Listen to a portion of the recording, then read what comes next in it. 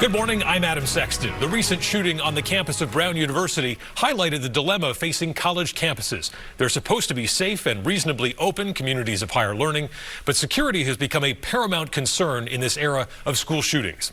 One of the ideas being advanced at the New Hampshire State House is called Campus Carry, allowing the student body to arm for their own self-defense. Joining us this morning to discuss this legislation is State Rep Sam Farrington, a Republican from Rochester, who is co-sponsor of this bill, also a senior at UNH, and Representative Wayne Burton, a Democrat from Durham, who is a retired college administrator and also has, not coincidentally, ample experience with firearms as a Vietnam combat veteran. So, gentlemen, thank you both for being here this morning. We appreciate your time. Thanks for having us. Thank you. Okay, so Representative Farrington, why is Campus Carry a good idea? Well, Adam, here in New Hampshire, we have a long and proud tradition of respecting individual liberty and personal responsibility.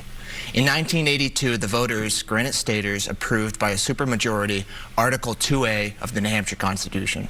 And what that reads is that all persons have the right to keep and bear arms in defense of themselves, their families, the property, and the state. It doesn't say all persons except college students, all persons. This is a natural right, and it does not end when you step foot on a public college campus. Now, this is a real issue. We look at Brown, we still don't know much about what happened with the investigation, but we know one thing that's for sure. Brown had a school policy that disarmed their students, and that policy, it can be blamed for leaving those kids as defenseless victims inside of that room. And so here in New Hampshire, the same thing could happen, because right now, rogue universities like University of New Hampshire, Plymouth State, Keene State, they are public universities, and they are infringing on the Second Amendment rights of college students. Just to put this in perspective, think about a 21-year-old nursing student coming home from her nighttime class, walking through the pitch dark. She deserves the right, she has the right to carry a firearm. It is her duty, if she wants to protect herself. Representative Burton, why is Campus Carry a bad idea? Well, let's start with the Amendment 2. Amendment 2 of the Constitution guarantees us the right to be healthy and happy. It makes no mention of guns. 2A is where it appears as a subset to Article 2. And clearly, what the prevailing article is our health and safety. And that's where my rights to be safe from rogue gun people outweighs the need to have students on campus armed with weapons, which doesn't make any sense to me at all. I've talked to the police chiefs at both campuses and in Durham now. By the way, both police forces are accredited by CALEA. And that's very rare to have the university and the town, the 30 police officers who can respond very quickly to any emergency on campus. And they both really hate this idea because it adds a layer of complexity to their job of protecting the students if there is an active shooter. And they are very apoplectic about it. Secondly, it'll cost the university a lot of money, $1 million a year.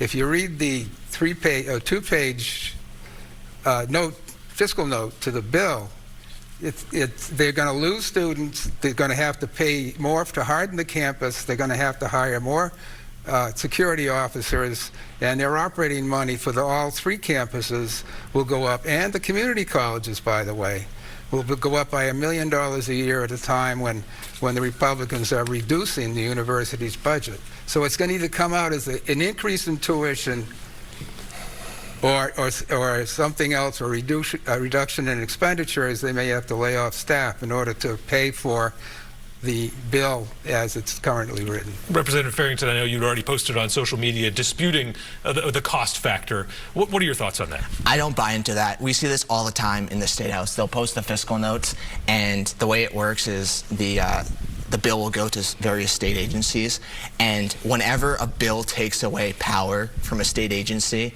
they have a natural incentive to oppose the bill, and so they will throw some ridiculous cost estimate. They say that it'll increase insurance rates and that they'll have to hire more security, and they'll have to hire and implement more surveillance systems to track the guys with the guns to make sure who has the guns.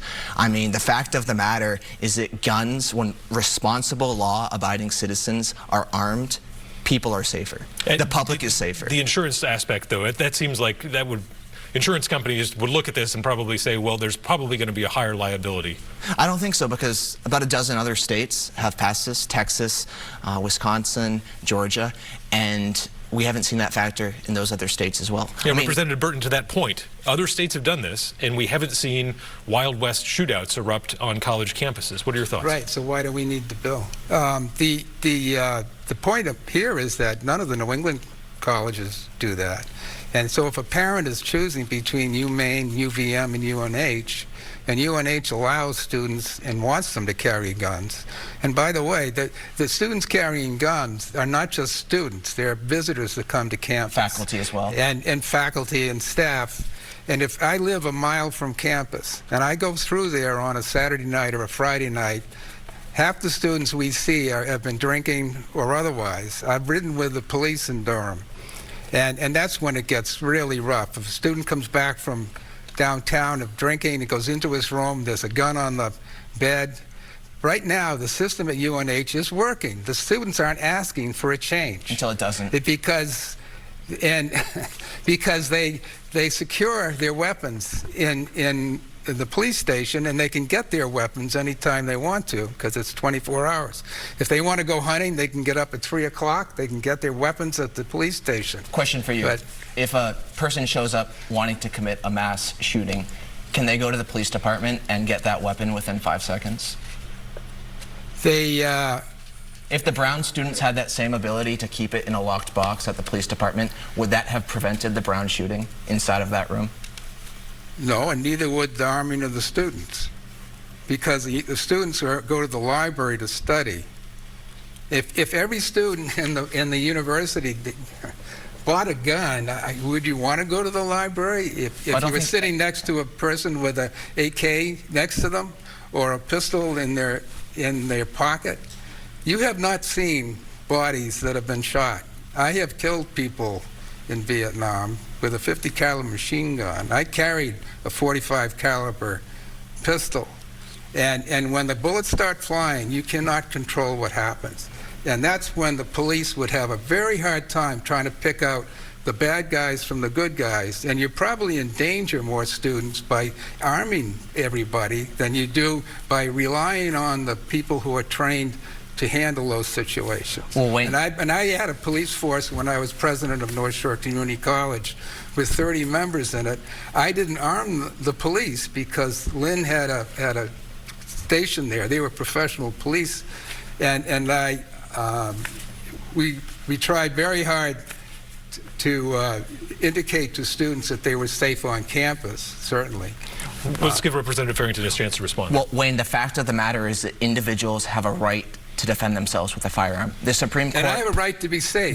And they have a right to be safe. The Supreme Court has... And they're made more dangerous, according to the police. The Supreme Court has recognized this in the... Let's give Representative Farrington a chance to respond. It's a very emotional issue. The Supreme Court has recognized this in the Heller decision from 2008, and they expanded on that in the recent Bruin decision. The right to defend yourself is an individual right, and the government cannot have a blanket ban on that individual right. Representative Farrington, obviously everyone is worried about something like a mass shooting on campus. Much more common to see something like you know, a misfire or something when you're mishandling guns, or someone is, that you might have someone who is not necessarily a responsible gun owner. Sure. How would you account for someone on campus who wants to carry a gun but then proves themselves to be not a safe person to have a gun? Say they have accidental discharge, you know, they're not maintaining it properly. How would you deal with someone like that in terms of keeping the campus safe? Well, to begin, we would have the criminal statutes dealing with reckless endangerment. I guess if it doesn't reach a criminal level. Okay. Yeah. But, you know, the same argument could be applied to driving. We have people who drunk drive. Should we restrict the ability to drive from everybody? Should we ban cars if there's certain people that drive drunk? I don't think so. I don't think so. That's a bad analogy. The ubiquitous guns on campus will be available if they're in the students' rooms. I guess you're going to allow them to have guns in their rooms. But Representative Burton, what makes campus different? It seems that, you know, the point that Representative Farrington is trying to make is that rights should apply wherever you are in the United States. Why is it that a college campus is somehow different, that it's a bubble unto itself? Because you've got 10,000 people between the ages of 18 and 22 just getting free, and they are liable to drink too much. They might smoke a little weed. They might do any kinds of things to interfere. But they also go through depressions. They can be suicidal on campus when any number of things can happen to them. When I was president of the college, I thought of it as somebody else was sending their kids to me for care as president of the college. And I would act in loco parentis in a way, because I felt responsible for my students, both at UNH when I was an assistant dean there for 16 years, and also as a president of a college for 13 years. And so to keep them safe was the primary goal. They are not safer with ubiquitous guns all over campus. They are not safer with guns that can get in the hands of people who can't use them or shouldn't use them. They are safer with a trained police force that knows how to handle those situations and can get there very quickly. And that system is working. I met with a bunch of student government. They didn't think it was a big issue. The whole idea of storing the guns and picking them up on campus, they don't have to register them. That's what we do in the military, by the way. Getting close to the end here, but Representative Farrington, I'll let you finish. But I want to ask you one last question. You're the only one here who's grown up with school shootings being a part of your life from K through college. How has that impacted, you think, your generation and ideas about how you want to keep yourself safe on campus? Guns don't kill people. People kill people. 97% of mass shootings happen in so-called gun-free zones.